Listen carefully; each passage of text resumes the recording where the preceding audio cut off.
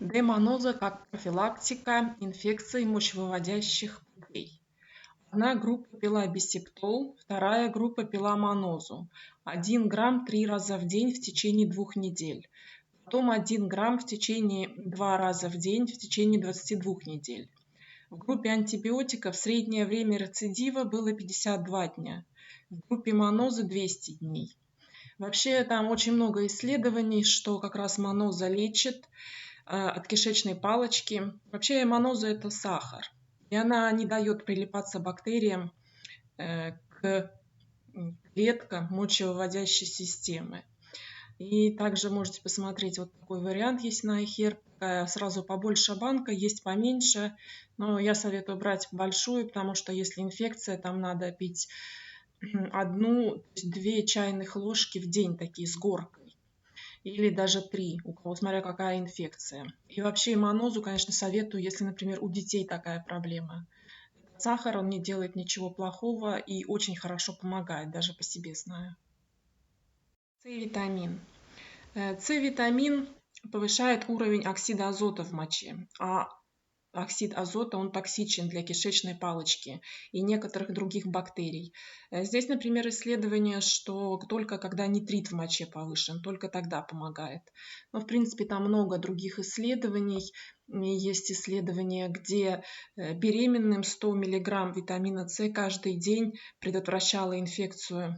Ну, также многие другие исследования, например, здесь, как при инфекции вообще необходим С-витамин. Можете почитать здесь дозировки где-то приблизительно, смотря какая инфекция, 500 мг, 1 грамм. Если сильная инфекция, то там уже с 6 грамм начинается дозировка. Медь. Организм направляет медь в мочу при инфекции. Этим подавляет рост бактерий. Но думают, что, наверное, он снижает биодоступность железа для бактерий. Например, у мышей, у кого мало меди в моче, у них много бактерий в моче. А тех, у кого много меди в моче, у них нету бактерий.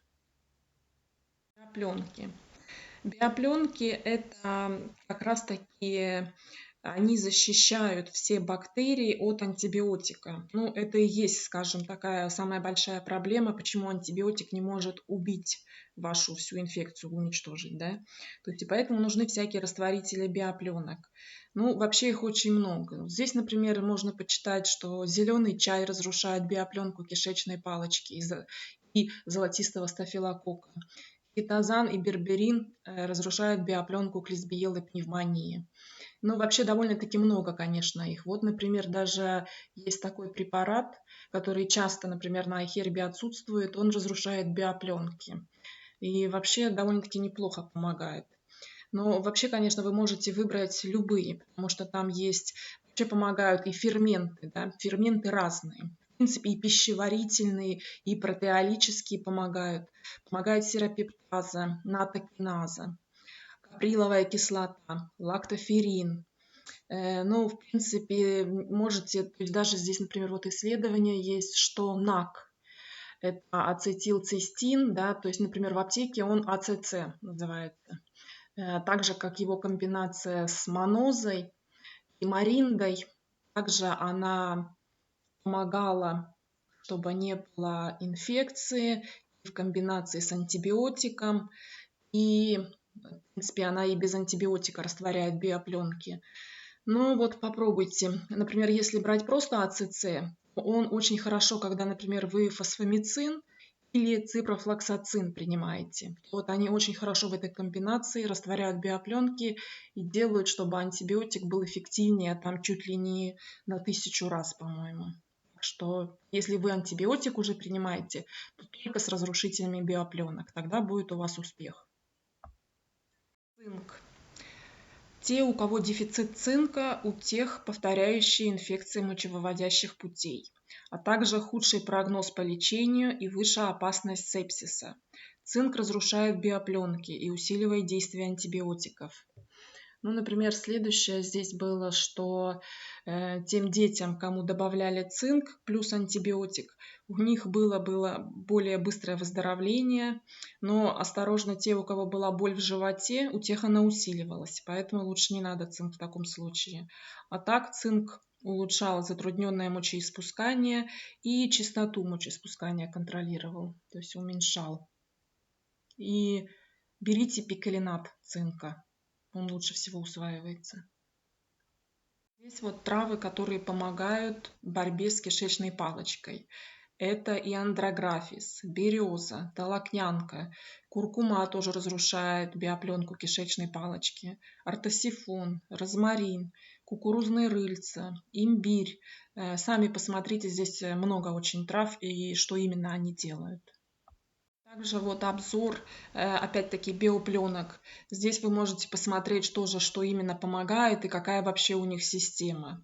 То есть, например, помогает подмаринник душистый, крапива двудомная. Они разрушают биопленки кишечной палочки. Также могут использоваться для лечения этой кишечной палочки. Ну, плюс там еще была береза, клюква, хвощ, но в больших дозировках. Посмотрите сами, это здесь все на русском, очень подробно. Поэтому это тоже вам поможет. Клюква. Ну вот клюква в добавках, там надо немножечко смотреть, потому что самое эффективное вы должны смотреть, где на упаковке написаны PATS или на английском PAC. Они должны быть, прямо должно быть написано, сколько их в капсуле. Иначе эта клюква, она может быть просто очень слабым. То есть вообще, например, на капсулу там получается стандарт для ПАЦ это 9 мг на 1 грамм порошка клюквы. А для лечения инфекции, там для профилактики, там нужны где-то минимум 36 пак в день. Или вообще лучший результат был 72 пак в день. Ну, плюс там еще демоноза тоже есть в клюкве, конечно, ее там мало. И вообще капсулы из клюквы, они переносятся намного лучше, чем морс из клюквы. И действие таблетки держится 24 часа. Ну вот, да, если вы, конечно, покупаете обычную клюкву, просто капсулу, да, то смотрите, это получается, если там 9 миллиграмм на 1 грамм, то это 4,5 на одну капсулу 500 миллиграмм. Значит, чтобы у вас был такой конкретный результат, это вам надо 16 таблеток в день. Ну или если у вас не сильная инфекция, может вам, конечно, и меньшая поможет. Но вот почитайте тоже эти исследования здесь про вот этот вот пак, сколько что должно быть и как. И, например, вот такой вариант на iHerb, это вот почти единственный, где написано, что здесь 36 пак в одной капсуле. А вообще, я помню из аптек, по-моему, был Манурель. Да, по-моему, такие были капсулы клюквы. Там тоже было написано 36 пац. Не путайте с мануралом, потому что это антибиотик. Так что смотрите.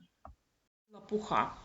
Корень лопуха уменьшал биопленки кишечной палочки и протея, но сам он не обладает антимикробной активностью, но поможет избавиться от биопленок. Ну и там уже иммунная система, она уже сама попробует справиться с этими бактериями. Главное, чтобы иммунитет был хороший. Форксалин. Ослабевает острый пилонефрит у мышей, вызванный кишечной палочкой. У людей он также лечил цистит, подавляет воспаление, может применяться как в лечении, так и в комбинации с антибиотиками. И вот, например, также форксалин, это вот здесь вот какой на iHerb выбор, довольно-таки большой выбор. Это растение. Ну, исследований мало, конечно, пока что на кишечную палочку. Но, например, таблетки цитрата калия, они уже давно продаются как раз, чтобы лечить цистит. Они подщелачивают мочу. Например, кишечная палочка, она живет в кислой моче. То есть, если вы измерите, то у вас pH будет, скорее всего, 5-6. И в этой подщелаченной моче она не может быть там, она просто не может там жить. Вообще есть исследования, где, например, при простатите 80% мужчин сразу приносило облегчение. Но самое важное, чтобы это был цитрат, потому что на другие формы это не распространяется. Ну и вообще, конечно, вот у многих, например, проблема, когда у вас частые рецидивы, да, это может связано быть с песком. Песок или мелкие камушки, которые даже, может, еще и не обнаруживаются по анализу, и поэтому с этой проблемой как раз цитрат тоже справится. То есть он выведет песок, и то есть там любые камушки мелкие, да и крупные может растворить. Это в основном и то, что и применяются от камней. Ну вот подойдет, например, вот такой большая банка, Ну или вам, может быть, удобнее покупать в капсулах. Сами смотрите, здесь большой выбор. Арбутин. Арбутин, который находится в уваурспсе, или она же толокнянка. Он применяется и для профилактики, и для лечения, но наиболее эффективный он в щелочной среде. Поэтому можете, в принципе, его там сочетать с тем же калием, ну или если вы принимаете магний или кальций. Также он может приниматься вместе с антибиотиками. И, например, ну, у некоторых, конечно, он вызывал побочные эффекты какие-то, и вообще не рекомендуют его пить больше, чем месяц. Но, например, для меня лично мне показалось, что он улучшает работу почек. Поэтому, может, конечно, долго не надо пить, но вот хорошее растение, вот тоже рекомендую. Ну, монолурин. Ну вот, например, бывает такое, когда инфекцию вызывает кандида. Поэтому вот такие вот препараты, да, они как раз полностью подавляют, то есть они биопленки разрушают, вообще самые лучшие такие, когда вот для лечения кандида. Это натуральное вещество, можете посмотреть, вообще на Хербе тоже большой выбор и монолурина, там, и разные вот эти вот его варианты. Также, что еще может помочь? В принципе, вам может помочь аргинин. Он, так же как и С-витамин, тоже повышает уровень оксида азота, а он как раз губителен для бактерий. Поэтому можете тоже его попробовать.